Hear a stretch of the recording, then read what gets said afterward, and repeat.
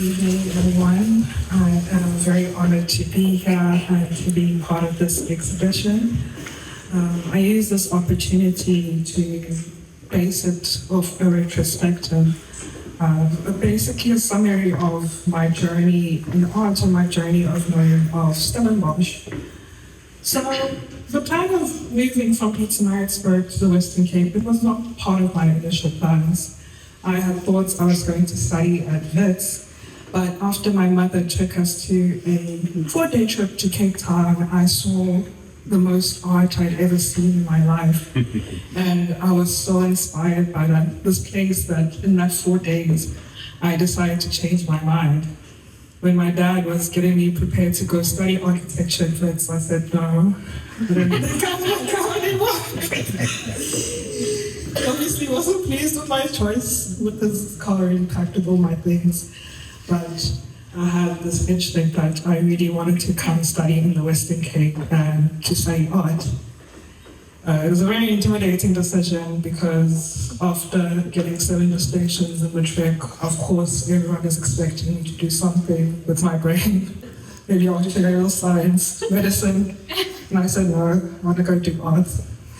My mother was one of the few people who championed next to me, and then I just didn't tell her until it was time to come to Stellenbosch. And I began my studies in 2021 doing visual communication design. So that was when I began the 2 paintings, Insight and First Flower. I was convinced in high school that, we weren't necessarily formally taught painting or any sort of art mediums. They just gave us the medium and we just use it, and you thought you were good or bad. And I realized that, art is a skill, and I wanted to become a better painter. And so in 2021, I created those 2 works. I loved metallics, and so I used them to also explore metallics. And of course, I continued with my studies and graduated in 2024. I finished visual communication design and realized after 4 years, I kind of don't like graphic design. I realized that I enjoy art more, but I still tried to go back to the field. I returned home after having not been home for almost the entire year during my final year. And in January, there are these trees that are quite prominent in Pietermaritzburg, these crepe myrtle trees that blossom in January. And so I decided to wear my grandmother's wedding reception dress and go take some pictures next to these flowers. And then those inspired the paintings, Purple Flower 1 and 2. So, of course, being back home after a tumultuous final year, it was a moment of rest and recovery, and also a realization of my passion in art. I tried to work as a graphic designer for like a couple of months, and then I realized I hate working as a graphic designer. I'd rather work in the arts. So I started to look for opportunities, and fortunately, I ended up getting employment at one of the local wine farms to take care of their art collection. So it was very much aligned to me. So then I got to move back to Stellenbosch in August 2025. That's also why I titled this Full Circle, because I had found myself, of course, beginning my journey here, and then found myself back doing what I was most aligned to in one of the places that also inspired me. Being in Stellenbosch, the abundance of nature here and flowers and beauty was something I had never seen before. I guess that's also why floral pieces attracted me so much. Therefore, I kind of focused on those. But during this time being away from home, a lot had happened. I was raised by my grandmother, as my mother had to go find work in Pretoria when I was about 10 years old, and we were very close. She was very supportive of my art career since high school, and was also one of my muses. At home, they were always jealous because I was always painting her. Last year, just after I returned to Stellenbosch, she couldn't cope with the upkeep of her home. So after 28 years of that being home, she had to sell the house. And that unfortunately led to her health declining. Unfortunately, this year during Mother's Day, when everyone else was celebrating their mothers, we were at hospital having to say goodbye to someone who was a parental figure, a mother and a friend. And I didn't know for her to be traumatic. But then this also linked to her birthday, as her birthday was the 16th of May. So when we were supposed to be celebrating her 73rd birthday, we were actually laying her to rest. Immediately after that, I had to come back to work.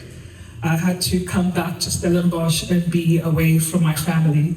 It was of course very hard because I was dealing with the death I had feared for a very long time of one of my family members who was very close to me. And also during that time, the time for the Stellenbosch art competition was nearing to an end. Procrastination had gotten to me, as I knew exactly what I wanted to do months before, but I said, oh no, I'll do it between April, I have a month. And all of this unexpected things had gone on.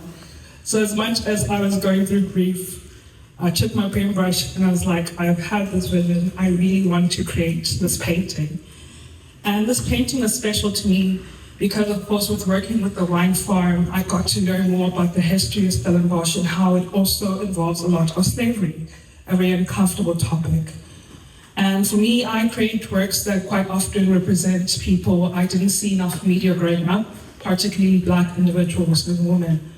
And so I wanted to use this as a moment to bring honor and bring not necessarily Afrofuturism, but Afro-present, the way I hope for things to be in the future. So I wanted to showcase two women of color who were sitting, looking across their vineyard and enjoying their wine, basically enjoying the fruits of their labor. So it was an important painting to me. And then I thought, of course that wouldn't necessarily be enough to be part of the show. I had really wanted to explore more of painting the flowers I'd seen in abundance. I've seen so many arum lilies just growing in the wild here in Stellenbosch, and that inspired me, which is what led to those two paintings. It was also the arum lilies that I had actually seen at my workplace in abundance before, years before I even began working there, so it felt poetic.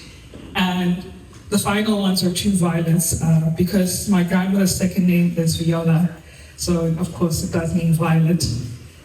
I didn't know years before why she was very upset when we named one of our dogs Violet until I realized why.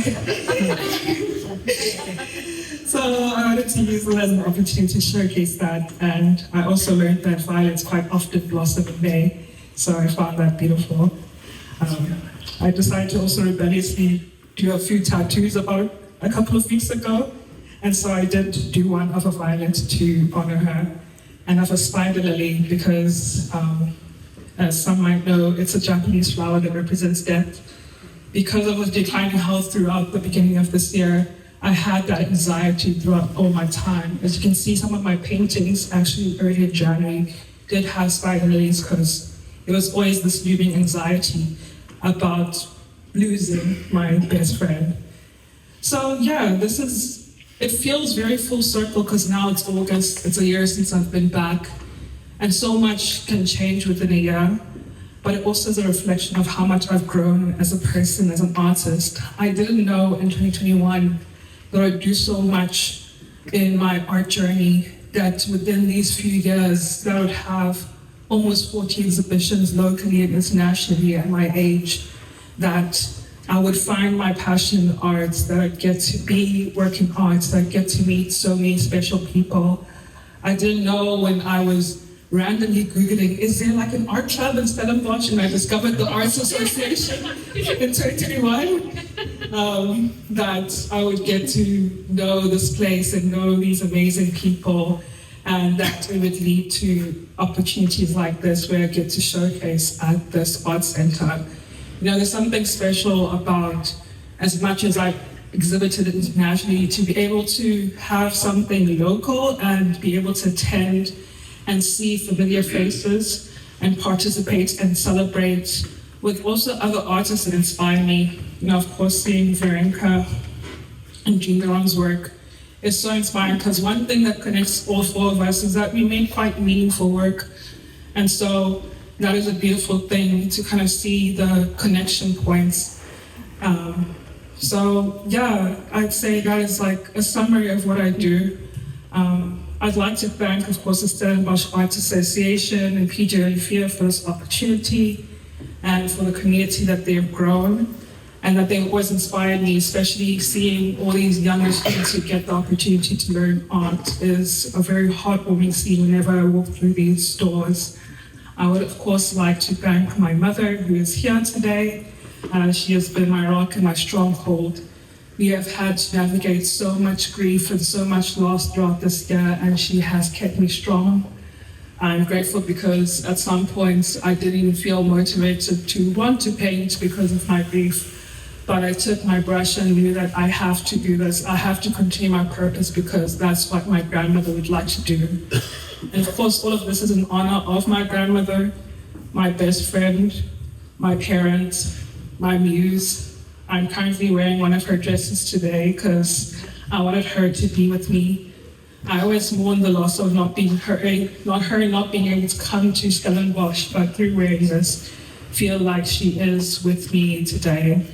So yes, thank you so much for this opportunity for all of you to be part of my journey and my story. Your presence here is meaningful. It's inspiring when you actually get to see faces instead of just likes on social media because you get to realize how many lives you can touch through the works that you create. So yeah, thank you.